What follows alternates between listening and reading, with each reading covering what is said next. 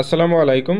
চর্যাপদের ভাষাকে কেন সন্ধ্যা ভাষা বলা হয় এ প্রসঙ্গে প্রথমেই বলতে হয় চর্যাপদের আবিষ্কারক ডক্টর হরপ্রসাদ শাস্ত্রী মন্তব্য করেছেন, আলো আঁধারি ভাষা, কত কালো কত অন্ধকার, খানিক বোঝা যায় খানিক বোঝা যায় না, যাহারা সাধন ভজন করেন তাহারা সে কথা বুঝিবেন, আমাদের বুঝিয়া কাজ নাই। দ্বিতীয়ত, চর্যাপদের টিকাকার মুনি দত্ত ওনার টিকায় বিভিন্ন জায়গায় উল্লেখ করেছেন কিছু শব্দ, সন্ধ্যা ভাষা, সাজ ভাষা, সান্ধ্য ভাষা, সন্ধ্যাবচন, সন্ধ্যা সংকেত, ব্যাজ প্রভৃতি শব্দ ব্যবহার করেছেন।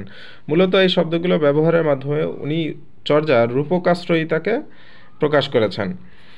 এরপরে অনেকে মন্তব্য করেছেন অনেক বিশেষজ্ঞরা যে সন্ধ্যা দেশ নামে কোনো অঞ্চলের ভাষা ছিল সন্ধ্যা ভাষা, এটাও অনেকে মন্তব্য করেছেন।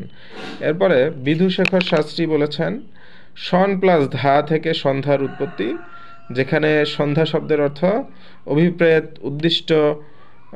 অভিপ্রেত উদ্দিষ্ট বচন। এরপরে তিব্বতী ভাষায় সন্ধ্যা ভাষার অর্থ হচ্ছে প্রহেলিকার ছলে দুরূহ তত্ত্ব ব্যাখ্যা করা। ম্যাক্স মুলার সন্ধ্যা ভাষা শব্দটিকে প্রচ্ছন্ন অর্থে ব্যবহার করেছেন। এরপরে ডক্টর আহমদ শরীফ উনি মন্তব্য করেছেন সন্ধ্যা সংকেত, সন্ধ্যা ভাষা, এর মধ্যে অনুদ্যান আছে, দ্ব্যর্থক আছে, এর মধ্যে রূপকাশ্রয়িতা আছে। সুতরাং চর্যাপদের ভাষা যে দ্ব্যর্থক এবং রূপকাশ্রয়ী, এতে কোনো সন্দেহ নাই। তাহলে আমরা যদি একটা উদাহরণ লক্ষ্য করি তাহলে আরও পরিষ্কার হয়ে যাবে।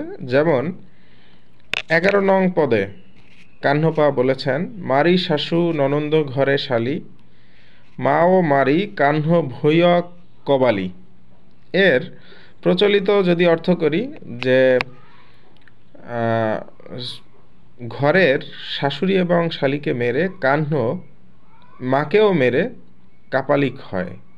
কিন্তু এর যদি আমরা প্রচ্ছন্ন বা গূঢ়ার্থ আমরা ব্যাখ্যা করি তাহলে এরকম দাঁড়ায় যে নিঃশ্বাসকে নিরুদ্ধ করে এবং মায়াকেও বিচ্ছিন্ন করে কাহ্ন কাপালিক হয়ে যায়। হ্যাঁ, তাহলে আমি যদি আবার একটু সবগুলো একটু সারাংশ করি তাহলে জিনিসটা এরকম দাঁড়ায়।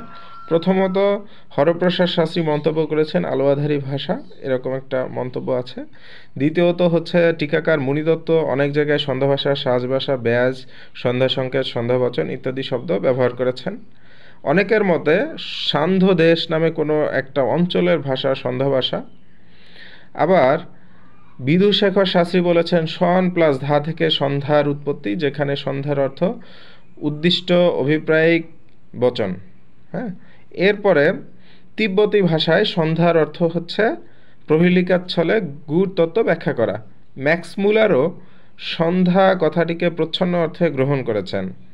হ্যাঁ, এরপরে ডক্টর আহমদ শরীফ উনি ওনার একটা মন্তব্যে বলেছেন যে সন্ধ্যা ভাষা যে দ্ব্যর্থক এবং রূপকাশ্রয়ী, এতে কোনো সন্দেহ নাই। তো তারপরে আমরা একটা পদ দেখেছি যে মারি শাশু ননন্দ ঘরে শালি, মা ও মারি কাহ্ন ভৈয় কবালি। এটা হচ্ছে 11 নং পদ। এর প্রচলিত অর্থ যে ঘরের শাশুড়ি এবং শালিকে মেরে কাহ্ন মাকেও মেরে কাপালিক হয়ে যায়। এর যদি গূঢ়ার্থ দাঁড় করাই তাহলে এরকম হয় যে নিঃশ্বাসকে নিরুদ্ধ করে বিষয় আনন্দ যত ইন্দ্রিয় আছে সেগুলোকেও নিঃশেষ করে এবং মায়াকেও ত্যাগ করে কাহ্ন কাপালিক হয়ে যায়। ধন্যবাদ।